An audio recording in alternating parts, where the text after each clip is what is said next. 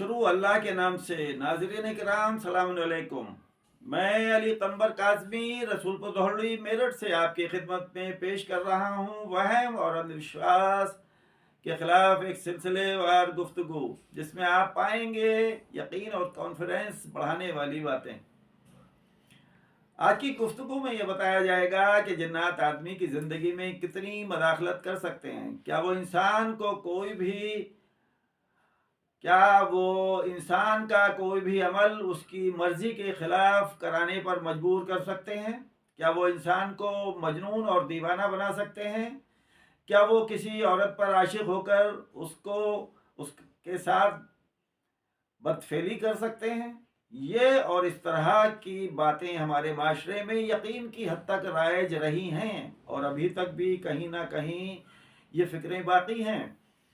Television आने से पहले का ज़माना, जितना भी आप माजी वही तक चले जाएं, हमारे घर कुनबे और ख़ानदान में ऐसे बूढ़े बूढ़ियाँ मौजूद होते थे जो रात में बच्चों को जिन्नात, परी, परीजात, शहजादा, पिंजरे में बंद तोता जो असल में जिन होता था सुनाती थीं।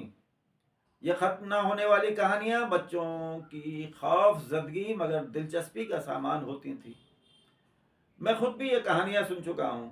फितरी बात है कि बच्चा बचपन के सुने फर्जी किस्सों में तफरीक की सलाहियत से अनजान होता है, यानी वो सही और गलत को अलग नहीं कर सकता। वो फर्जी वाक़यात को सच मानकर अपनी ज़िंदगी को तबाहुमात के भंवर में फंसा देता है। असल को नाकाम और फेल करने के लिए नकल का रिवाज दुनिया, शैतान और शैतान के चेलों को हमेशा से रहा है। कुरान करीम के नाजिल होने के ज़माने में नज़र बिन हारिस जो काफिर था तिजारत के लिए शाम गया और वहाँ से रुस्तम व सोहराब और असफंदयार के किस्से खरीद लाया और ये लोगों को सुनाता ताकि लोग कुरान की आयत न सुने। इसके बाद भी लोग कुरान करीम सुनने से बाज ना आए तो कुफ़ार ने कुरान को जादू और रसूल अकरम को जादूगर कहना शुरू किया। जब इतने से काम न बना तो हुजूर अकरम को मजनून यानी दीवाना और सहरज़दा यानी इन पर जादू कर दिया गया है।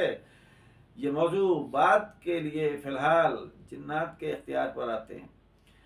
ये बात तो सभी मान लेंगे कि जिन्नात कौम का सबसे ताकतवर, मुज़ोर और बाअसर जिन अज़ाज़ील ही है जो बाद में शैतान कहलाया, क्योंकि ये वाहिद जिन था जो मलाइका की सफ़ों में शामिल हो गया था।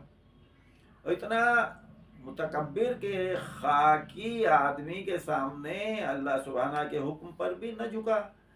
जो अब तक फरिश्तों के साथ मसरूफ़ इबादत रहता था, लम्हे भर में इताअत इलाही से बाहर हो गया। अल्लाह सुब्हाना ने उसे फरिश्तों की महफिल से बर्खास्त कर दिया तो उसने हज़ारों साला इबादत का सिलसिला तलब किया। आवाज़ कुदरत आई, मांग क्या मांगता है? उस कमबख्त ने वही तलब किया जो अल्लाह सुब्हानहू को मंजूर था। अल्लाह ने अपनी इजाज़त के साथ शैतान को ये सलाहियत भी अता की कि वो वक्त मालूम जिसका इल्म सिर्फ अल्लाह को है जिंदा रहे और इंसानों के नफूस तक रसाई हासिल कर ले। इससे ज़्यादा ना उसमें कोई सलाहियत है न ताकत। हालांकि दुनिया के अरबों इंसानों को बर वक्त बहकाना भी गौरतलब है और वो इतना बड़ा काम क्या तन्हा करता है या उसके साथ उसकी पूरी फौज शामिल है, ये तो वही जाने। मगर जो भी है वो सिर्फ बहकाने तक महदूद है, इससे आगे उसमें न कोई सलाहियत है न ताकत। मगर ये मुख्तसर इख्तियार भी कभी इतना बड़ा हो जाता है कि औलाद आदम शैतान के सामने अपने आप को बेबस कर लेती है। वो इस तरह कि ये अपने मामलात में अक्ल व शऊर को ताक पर रख कर जज्बात व ख्वाहिशात से काम लेने लगते हैं। ऐसी हालत में उनका हाकिम और मालिक शैतान हो ही जाता है। जो लोग ऐशोनोश और दुनिया की चमक दमक में मस्त हैं वो आखिरत, क़यामत, हिसाब व किताब, जन्नत व जहन्नम पर या तो बिल्कुल यकीन ही नहीं रखते या सिर्फ सुनने की हद तक। ان حالات سے بچنے کے لیے مولا علی کا فرمان یہ ہے کہ اپنی نفسانی خواہشات پر ان کے زور پکڑنے سے پہلے مسلط ہو جاؤ، کیونکہ اگر نفسانی خواہشات زور پکڑ لیں گی تو تم پر حکومت کریں گی اور تمہیں اپنی رو میں بہا لے جائیں گی، پھر تم ان کا مقابلہ نہ کر سکو گے۔ غرر الحکم صفحہ 498۔ معلوم ہوا کہ ہمیں تباہ کرنے میں شیطان سے بھی زیادہ ہمارا اپنا نفس ہی محرک ہے۔ اس بات کی تصدیق ماہ رمضان المبارک میں بآسانی ہو جاتی ہے کہ جب مشہور حدیث کے بموجب شیطان قید ہو جاتا ہے، مگر گناہ پھر بھی کم نہیں ہوتے، بس تھوڑا سا فرق یہ ہو جاتا ہے کہ وہ ٹوپی اوڑھ لیتے ہیں، باقی کل